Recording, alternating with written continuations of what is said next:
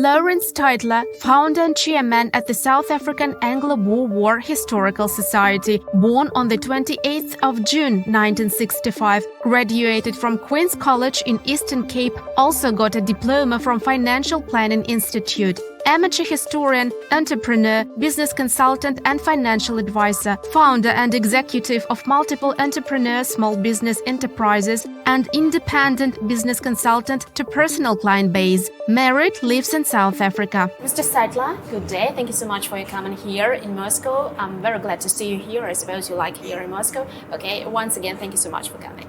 Thank you for giving me this opportunity. Mr. Steytler, you are the head of Military Historical Society of the Legacy of the Anglo-Boer War in South Africa. And it is no coincidence your position. After all, your ancestor participated in this war. All of us took place more than a century ago, but your grandparents must have told you everything in details, I suppose. Could you share with us who your ancestor was and what role the Russian Empire played in that war? Well, my great-grandfather, who participated in this Anglo-Boer War, was 22 when he joined the war effort. And many young South African Boer folk joined the commandos to fight for the Boers. My great-grandfather was then captured by the British, because that's what the war was about. And he was put on a ship and sent to a concentration camp in Ceylon. Ceylon is today Sri Lanka. But upon his arrival on the ship, there was about 620 Boer on that ship, heading for the concentration camp. Upon arriving, he decided he was not going to be incarcerated in a foreign country. And so him and 4 friends made an escape, and they swam in the sea approximately 3.5 miles, where they were picked up by a Russian ship. The ship was the SS Kherson, which was a naval ship from the Black Sea Fleet. And the first officer, Captain Vladimir Petrov Kisimov, hid them away on the ship, and they then were declared the honorable guests of the Tsar of Russia, Tsar Nicholas II. So they traveled through the Black Sea and ended up in St. Petersburg, where they spent quite a bit of time. They then returned to South Africa through the Netherlands. They met up with Paul Kruger, who was at that point our president in exile. And they met up with him and then moved back to South Africa to join up with the commandos again, to join the war effort. And later on, my great-grandfather also became a member of the, which would now be the parliament. So he was a member of the Volksraad, which is a member of the House of Representatives to the governing British Empire at that point. So he served from 1924 in the Parliament of South Africa until approximately 1938-39, somewhere around there. So we haven't mentioned the name of your ancestor. I carry his name. So his name was Lourens Steytler. So hence, it is a family name which is handed down. I am also then Lourens Steytler. So we haven't emphasized the question, the role of Russian Empire. Well, slightly you have told us, but what happened then? Did Russia help South Africa? Yes, indeed. And this is where our love for the Russian people was founded, I think. You know, in the 1900s, the Russian Empire found it, for whatever reason, they found it necessary to go and assist the Boer folk in this Anglo-Boer War. And approximately 300 odd people from Russia went at their own cost on a ship to South Africa to go and assist, mainly in the medical field. So there were field hospitals put up, doctors and nurses from Russia which went to assist the Boer in the war. That essentially is all I know about the Russians, But in the last 3 years, there's been a lot of interaction between Russian historians and the Boer folk of today to commemorate the Russians, which assisted the Boer folk in the 1900s in the war. So I have a little kind of historical fact. During the Anglo-Boer War, some 270 Russian volunteers fought in the ranks of Boer armies. In 1900, Russian Red Cross and Russian Dutch ambulance units were deployed in South Africa, which provided medical assistance, as you have already said, to both combatants and civilians. They say that this support laid a foundation for future Russian-South Africa relations. So I suppose you totally agree with this. I do. You know, there is a new movement which they call the Russophile movement. This would be the people who are friends of Mother Russia. But actually the Boer folk have been so-called Russophile since the 1900s, because we have known this history. We have known the Russian people as a family, as a group of people in South Africa since the 1900s. Every family that had to do with the war, the Anglo-Boer War, has known that the Russians came to assist. In fact, when my great-grandfather spent some time in St. Petersburg, one of the Russian generals assured him that there were thousands of Russian soldiers who were ready to depart to South Africa, but they needed to have safe passage. And if the Boer could guarantee them safe passage to South Africa, they would go on their own cost to fight with the Boer folk in the Anglo-Boer War. You have told me that you are Boer. Yes. Boers, who are they? It's an ethnic group of historically farming community which are descendant from German, Dutch, French, and possibly Nordic ancestry. So the Boer has a home language of Afrikaans, which is my first language as well. But there are many Afrikaans-speaking South Africans who are not ethnically Boer. For instance, there are many, approximately 8 million colored South Africans. These are South Africans who are inherently Afrikaans-speaking, and they have their own ethnic culture, but they are not Boer. So the Boer folk are a very much smaller group, and our heritage stems from the very first Europeans who came to South Africa and arrived in 3 ships and started to farm the land and started to grow crops and farm with sheep and cattle, etc. In September 2021, 2 years ago almost, in South Africa, a plaque has been unveiled commemorating Russian volunteers who had fought in the Anglo-Boer War. Yes. I know that you have attended the opening of Yes. the memorial, so what feelings did it evoke in you? I have attended a number of those unveilings because the Russian historians have been commemorating the Russian soldiers who paid the highest price and died in South Africa fighting with the Boers in the Anglo-Boer War.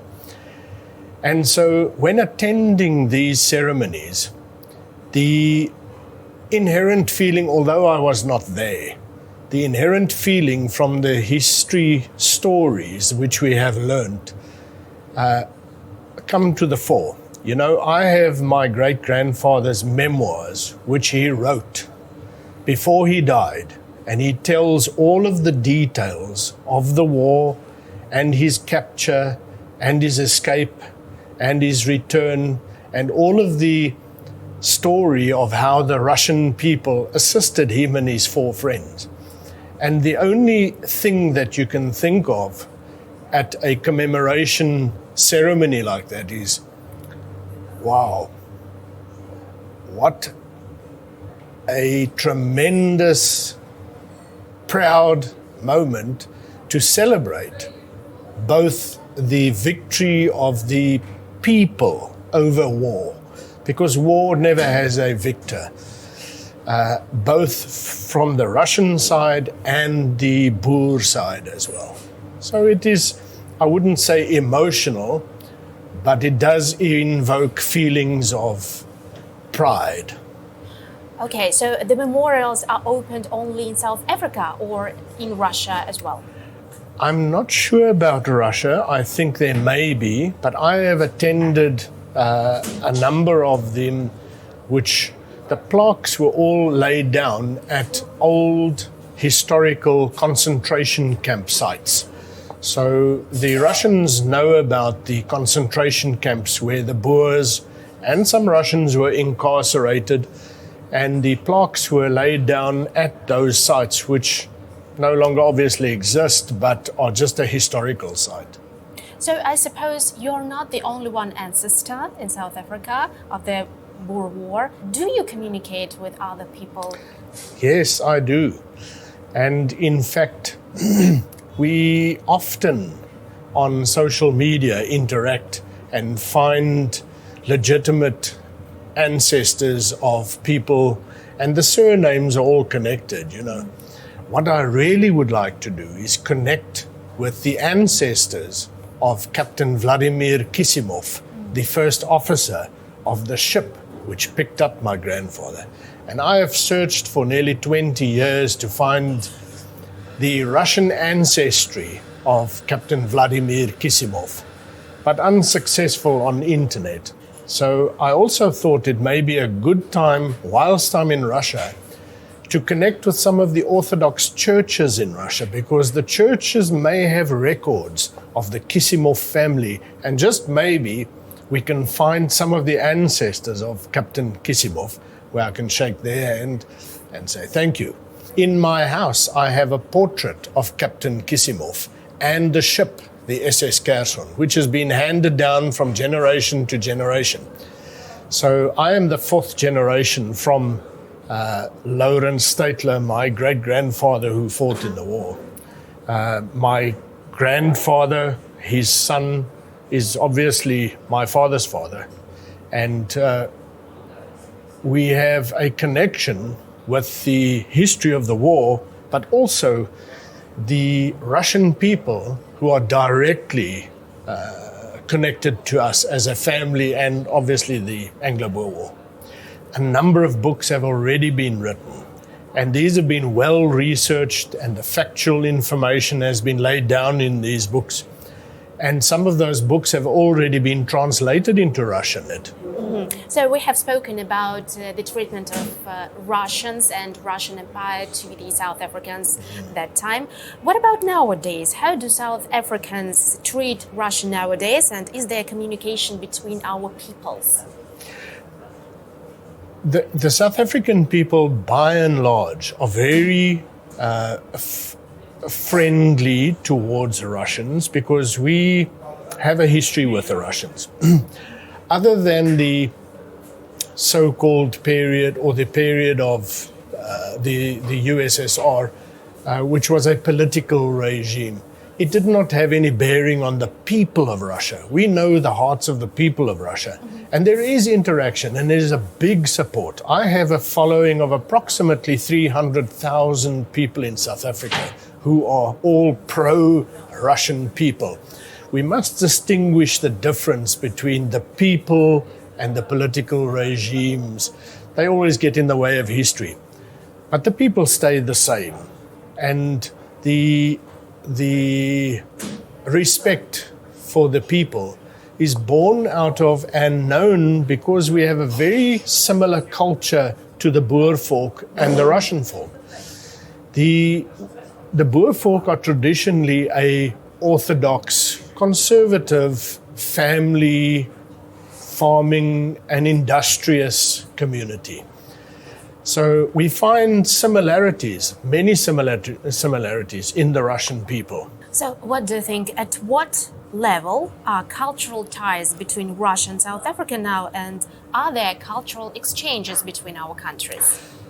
Too few, I think. And I think the distance of the countries plays a role. However, there's not enough media.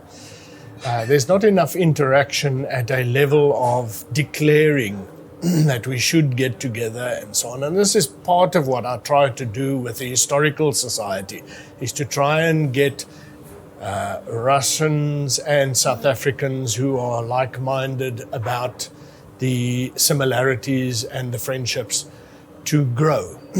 But I think it is far too little, and I think we should do more. And I think that should start at a university level and an exchange student level at schools.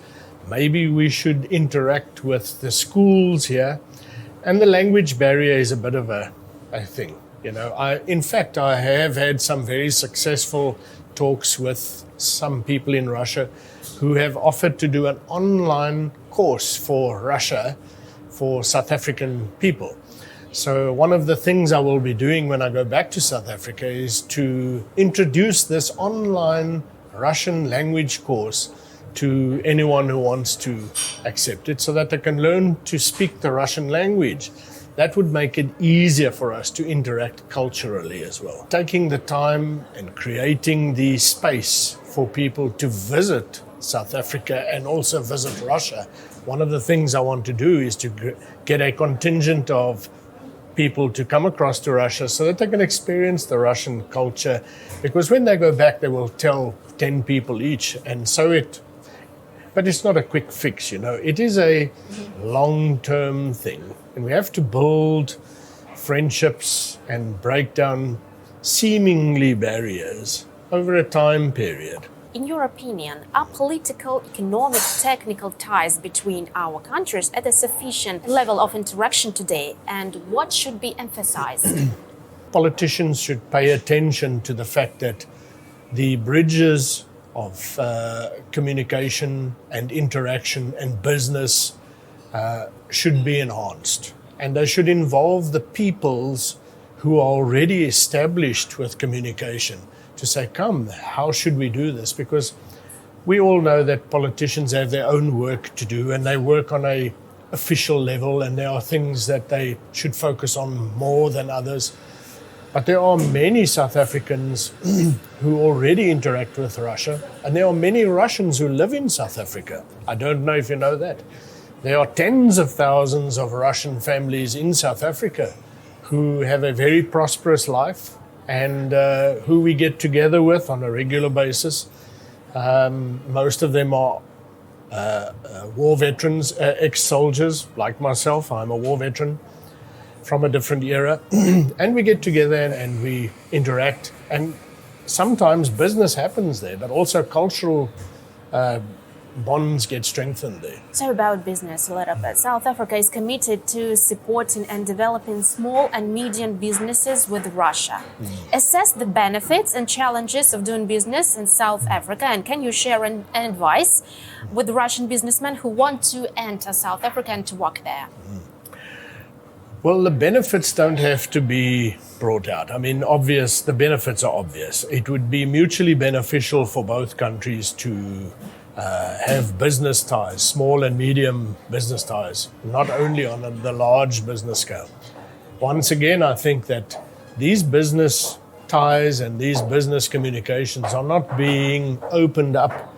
And although we would like to, we don't have the channels. There are no official channels for that. And so we have been busy on an unofficial scale, on unofficial channels, trying to establish that. Just in this last week, I have managed to connect with some business people in Russia, but that is unofficially. And although it would fit very perfectly into what we want to do, and it will, there is no real forthcoming support from the official channels. And I think they should strengthen that. So do you have any further plans on war? I mean, any memorials opening, books publishing, or something like that? Not personally myself. However, in South Africa, as the founder of the Historical Society of the Anglo-Boer War, we will continue to express the facts of the Anglo-Boer War and the Russian interaction. And also that bleeds into the cultural similarities, and it also whets the appetite for people to come and visit Russia. And maybe they will even There are many stories which have not been uncovered yet from families in South Africa who say, my great-grandfather told me about this Russian, whoever he may be, who assisted us, or whatever. And what else can we do to unite our peoples, and how successful this undertaking will be? I think it's important for the official channels, the chambers of business in both countries. And I do not know how advanced the Russian Chamber of Business is, but I do know that there's a lethargic non-existence of official channels from South Africa, none that I know of actually. And if I don't, and if I'm wrong, then I apologize, but I have tried to find official channels of small business communication, small business interaction with Russia, but it doesn't seem to exist. And I think that's where we should start, that the official channels should open the bridges more, and then that will be populated. The interaction will be populated by the businessmen of South Africa and also the businessmen of Russia. I've found in my week that I've been here in Moscow that the Russian business people are very keen to do business with any supporting partners.